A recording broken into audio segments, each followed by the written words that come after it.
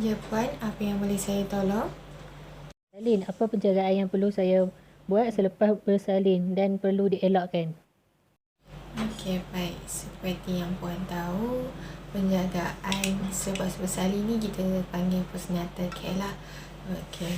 Iaitu dia penjagaan yang diberikan kepada ibu dan bayinya yang baru lepas lahir sejurus selepas kelahiran plasenta dan untuk 6 minggu pertama selepas kelahiran bayi tersebut. Okay, yang pertama yang perlu penjagaan yang paling common lah untuk Puan tahu. Okay, yang pertama elakkan daripada menghisap rokok kerana boleh menjejaskan kesihatan bayi dan jika seseorang tu merokok lah. Okay. Contoh kalau ada di persekitaran ataupun sekeliling Puan yang menghisap rokok, jauhkan baby daripada asap rokok lah, bahaya untuk kesihatannya. Okay. Yang kedua, menggalakkan Puan untuk memberi penyusuan pada bayi dan dengan cara yang betul, dan dinasihatkan Puan untuk tidak melakukan apa-apa kerja yang berat kerana boleh menyebabkan luka selepas bersalin terbuka balik. Okay. Yang keempat, pastikan bahagian perineum sentiasa kering dan bersih untuk mengelakkan berlakunya infection lah. Ni masalah saya bagi tahulah masalah yang selepas bersalin yang sering berlaku. Antara dia ialah sakit di bahagian betis, tumpah darah, jangkitan kuman di perineum dan meroyan. Okay. Untuk sakit di bahagian betis ni, dia terjadi disebabkan oleh darah beku yang tersumbat di dalam salur darah. Okay, darah beku ni boleh bergerak ke salur darah di paru dan yang mengakibatkan sesak nafas dan kematian lah. Kalau tumpah darah ni disebabkan oleh rahim tidak menguncup dengan sempurna atau ada cebisan uri yang tertinggal dalam rahim ibu. Okey. Kalau keadaan ini dia menyebabkan kehilangan darah yang banyak dan memerlukan rawatan segera di hospital lah. Ibu yang kerap hamil juga dia berisiko tinggi untuk mengalami tumpah darah ni. Dia tak semua akan jadi dekat ibu lah. Sesetengah ibu yang selepas bersalin je akan hadapi benda ni. Okay. Kalau jangkitan kuman ni dia jadi dekat perineum, kita panggil dia luka episiotomi.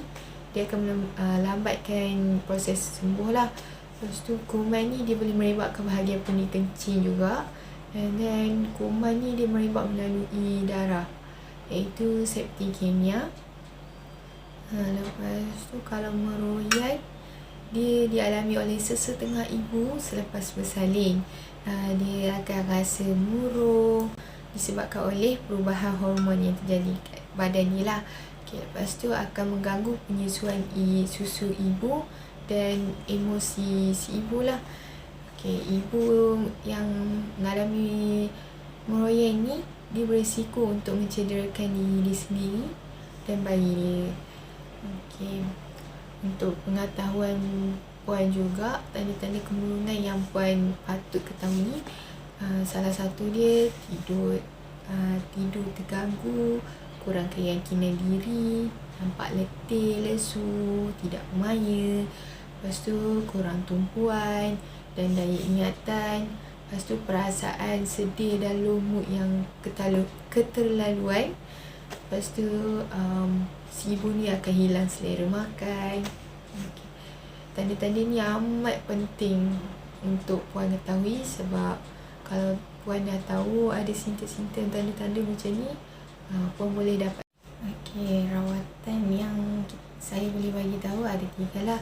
Yang ada 3 iaitu self help, berkongsi masalah dengan ahli keluarga dan rakan. Lepas tu pemakanan sihat, rehat dan tidur yang cukup.